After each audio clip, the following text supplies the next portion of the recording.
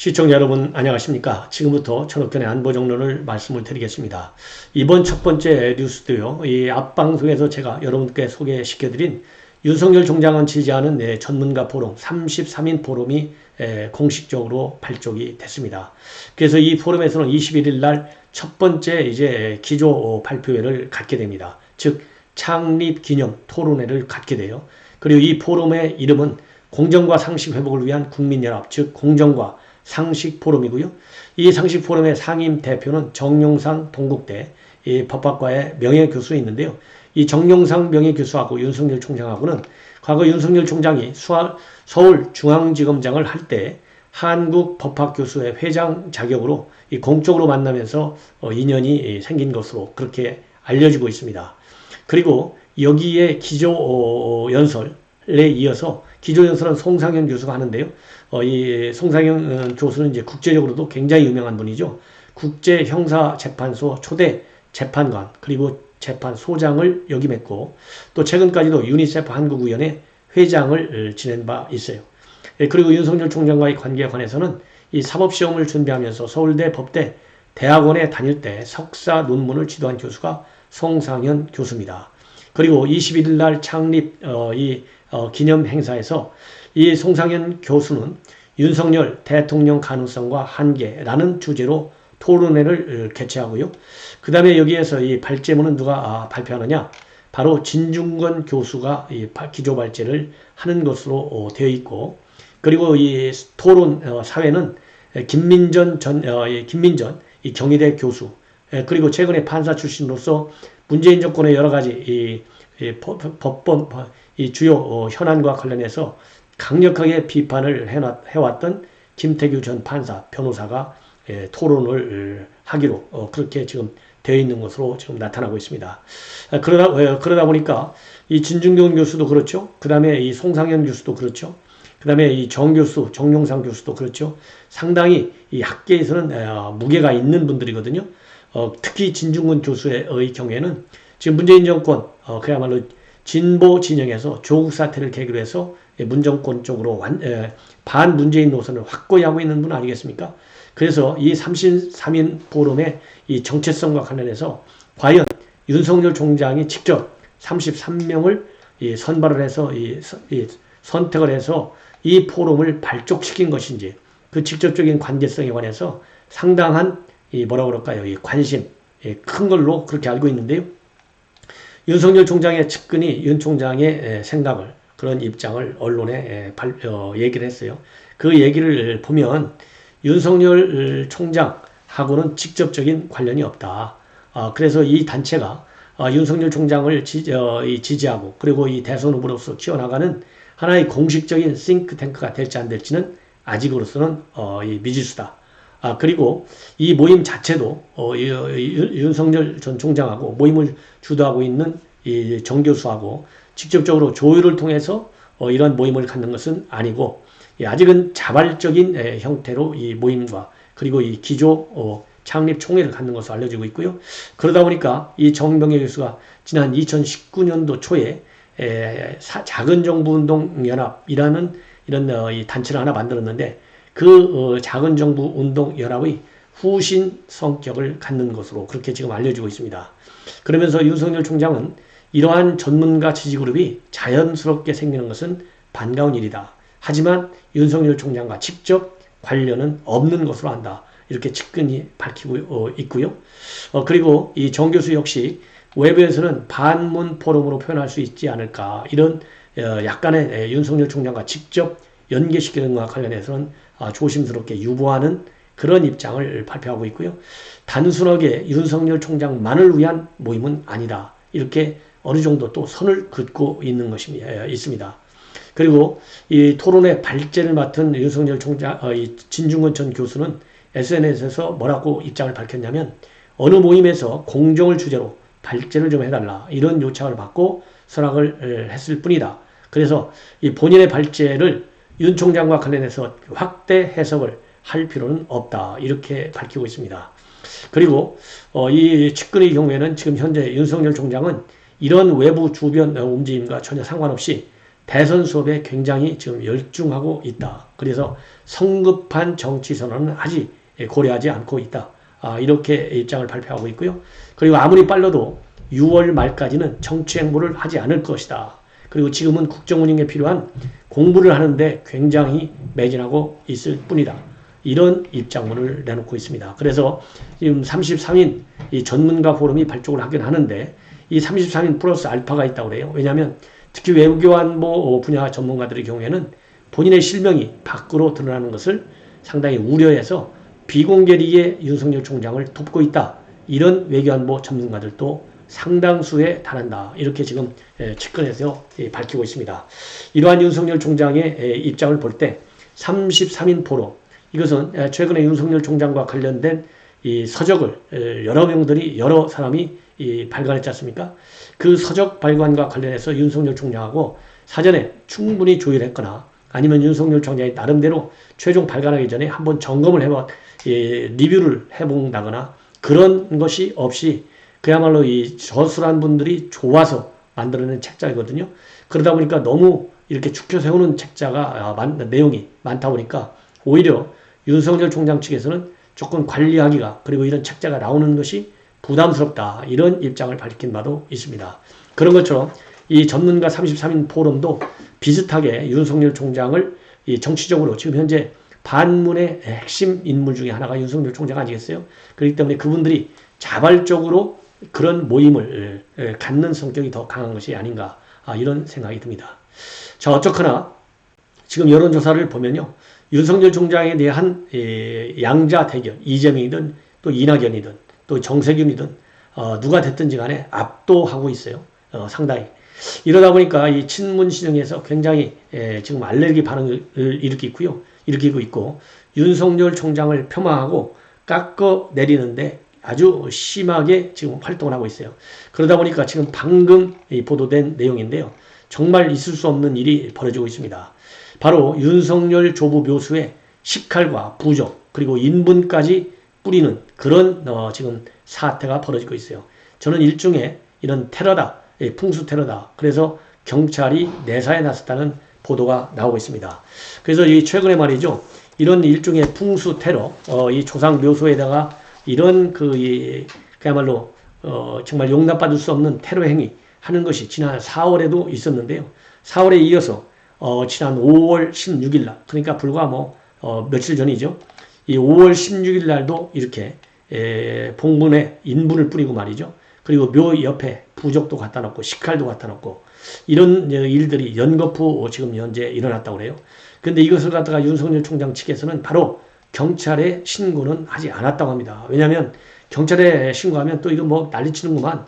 그래서 또 온갖 나쁜 얘기들이 또 나올 수도 있지 않습니까? 더군다나 이 묘지 관리하는 인척이 상당히 연세가 많다고 그래요. 그러다 보면 경찰에서 오라가라 하는 것도 또 예의가 아니고 그래서 이 신고에 상당히 부담스러워 했었는데 어떻게 됐든지 간에 이제 알려져 가지고 경찰이 본격적으로 내사에 들어갔다. 이렇게 지금 알려지고 있어요. 그래서 지금 이제 수사를 해봐야 되는데 지금 이제 언론 보도를 나오면 일종의 주술적 성격의 이런 테러 행위가 아니냐. 그래서 누군가가 봉분 위에다가 인분과 그리고 이 계란 껍데기 등 음식 찌꺼기를 올려놨고 봉분 앞에는 작은 구덩이를 판 뒤 식칼과 부적 또 여성의 것으로 추정이 되는 길이 1m 안팎의 머리카락 한 뭉치 등을 넣고는 다시 또 덮어두는 그런 흔적이 있다고 합니다. 그리고 또 이 잔디, 묘 앞에 있는 잔디 떼장이 떨어져 나간 그런 흔적까지 있고요. 또 이 봉분 뒤 한 모퉁이가 또 떨어져 나간 허물어진 그런 이 모습도 있다고 합니다. 자, 그래서 이거 윤석열 총장 측에서는 참 별거 아닌 걸로 이렇게 넘어가고 싶지만은 어떻게 됐든 간에 이제 경찰이 본격적으로 조사에 나선 것으로 지금 알려지고 있고요. 여기 이 묘소는 이 세종에 있는데요. 본래 윤석열 총장 집안은 전북 완주, 그 다음에 충남 공주 논산에 산재 있던 조상묘를 10여 년 전에 한꺼번에 세종시로 이사를 했는데 최근에 이러한 이 선영을 가지고 이 테러 행위가 있는 것이죠. 그리고 최근에 이제 풍수 분석가들 사이에서도요, 윤석열 총장이 굉장히 유력한 대선 후보로 떠오르다 보니까 이런 묘소를 많이 방문하기도 하고요. 특히 이 풍수학에서는 말이죠. 조상이 묘역의 지맥을 통해서 자손과 연결되어 도움을 준다. 이런 또 이 설이 있다고 그래요. 그래서 이번 테러는 무속신앙의 관점에서 보면 윤석열 전 총장을 좁는 조상의 길을 끊어놓겠다는 의도가 아니냐. 이런 해석도 나온다고 합니다.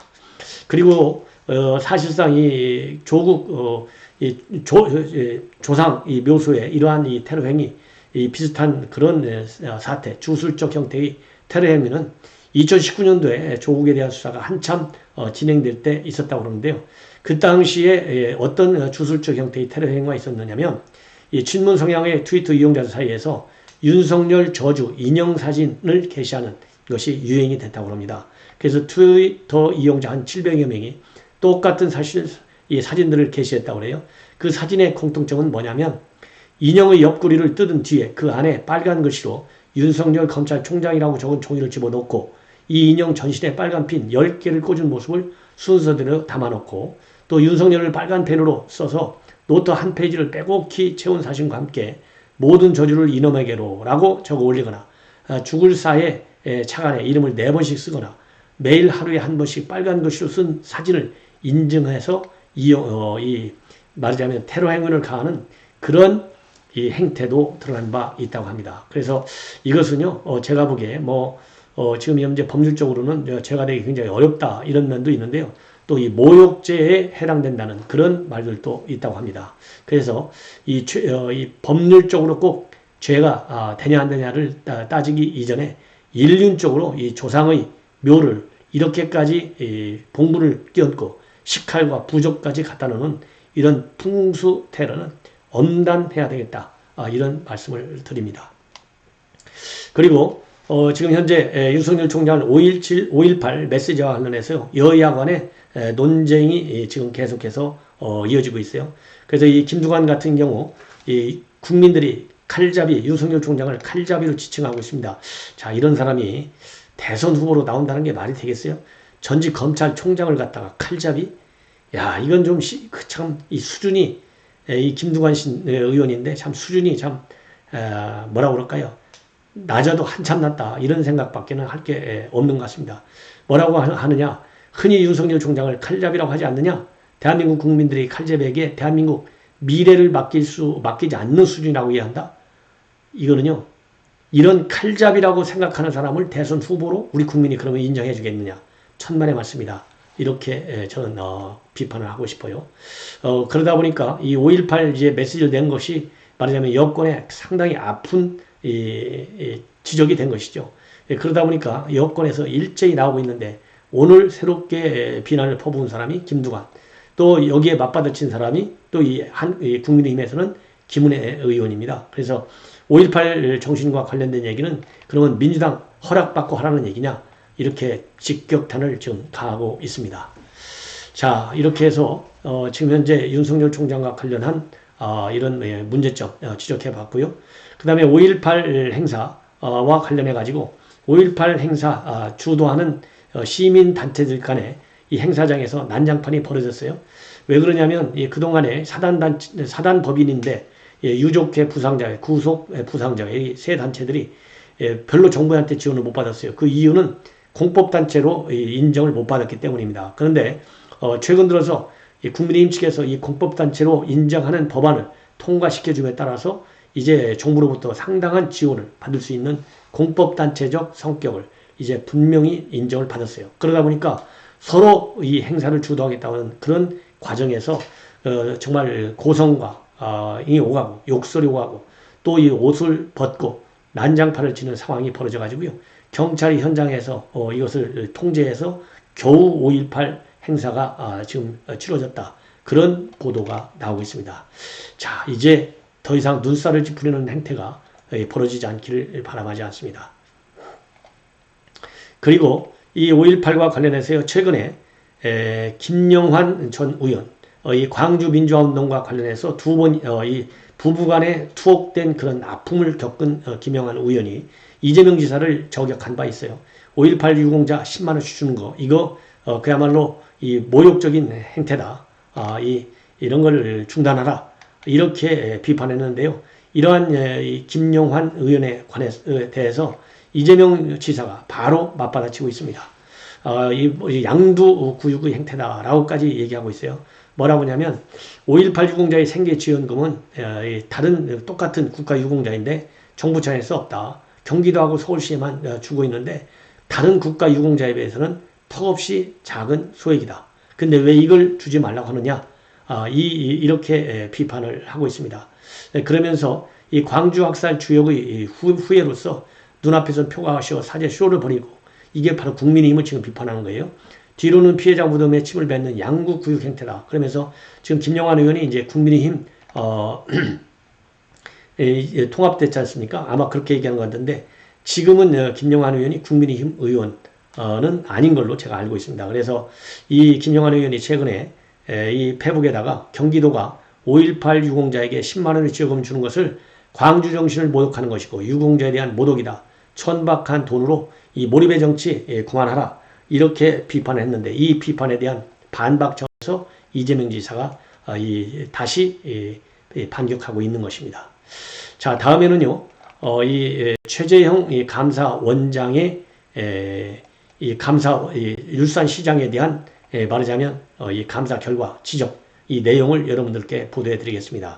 바로 뭐냐면 최재형 감사원 요즘에 상당히 많은 지적을 하고 있죠. 정부 부처에 회계감사를 하고 있는데 이 회계감사에 관련해 가지고 이 울산시가 최근에 이 결의하나라고 하는 이름의 시민단체가 있어요. 이 남북교류 활동을 지원하는 그런 시민단체인데 이 시민단체 결의하나에 법적 근거가 없이 울산시가 1억 원을 지원한 것으로 밝혀짐에 따라서 이것을 지적했습니다. 불법이다. 더군다나 이 결의하나 단체는요, 이 서류, 관련 서류까지 허위로 작성해서 이 돈을 받아냈어요. 그래서 이 문제점을 지적한 것입니다.